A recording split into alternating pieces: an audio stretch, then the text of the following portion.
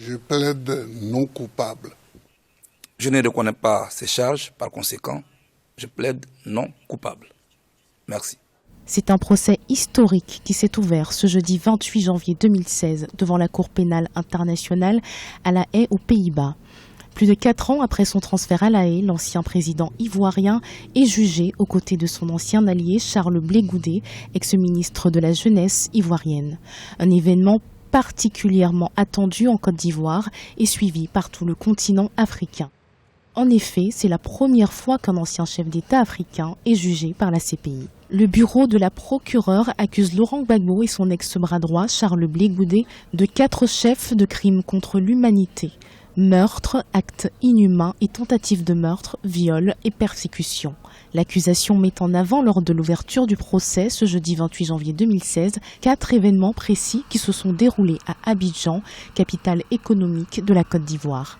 La manifestation des pro-Ouattara autour de la radiodiffusion-télévision ivoirienne entre le 16 et le 19 décembre 2010, la marche des femmes pro-Ouattara à Abobo le 3 mars 2011, le bombardement de marché à Abobo le 17 mars 2011 et l'attaque de Yopougon autour du 12 avril 2011. Les attaques survenues à Yopougon entre le 25 et le 28 février 2011 sont également ajoutées dans la procédure visant Charles Blé Goudé.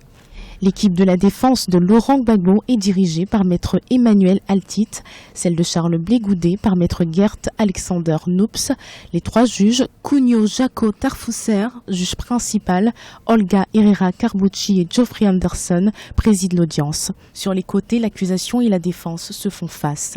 Laurent Gbagbo et Charles Blé Goudé sont assis au 3e et dernier rang. L'ancien président ivoirien et l'ex-général de la rue ne sont séparés que de quelques mètres.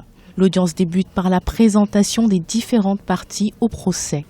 Le greffe précise ensuite les charges contre lesquelles Laurent Gbagbo, né le 31 mai 1945 à Mama en Côte d'Ivoire, est pénalement responsable.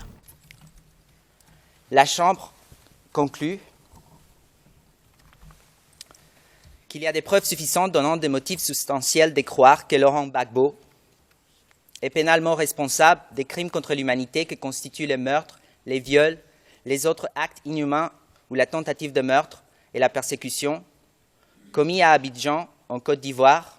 Dehors, devant le tribunal, près de 300 des partisans de Laurent Gbagbo manifestent devant le bâtiment de la Cour pénale internationale. C'est au tour des charges retenues contre Charles Blé Goudé.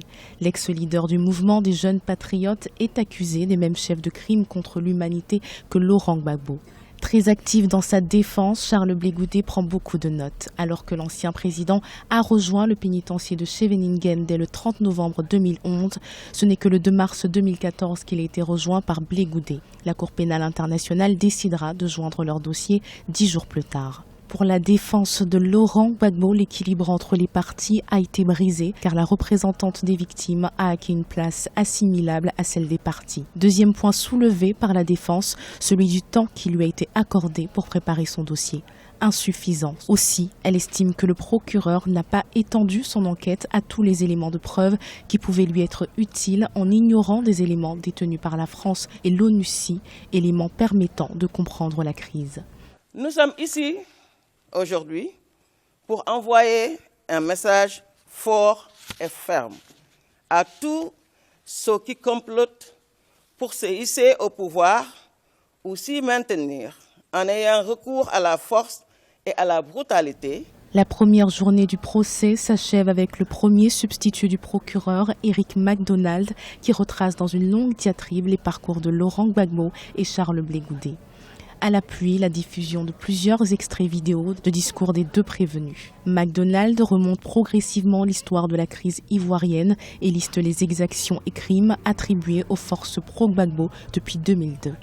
Le dossier Gbagbo-Blé Goudé est la plus grosse affaire de la Cour pénale internationale depuis sa création en 2002. L'audience s'est poursuivie ce vendredi 29 janvier 2016.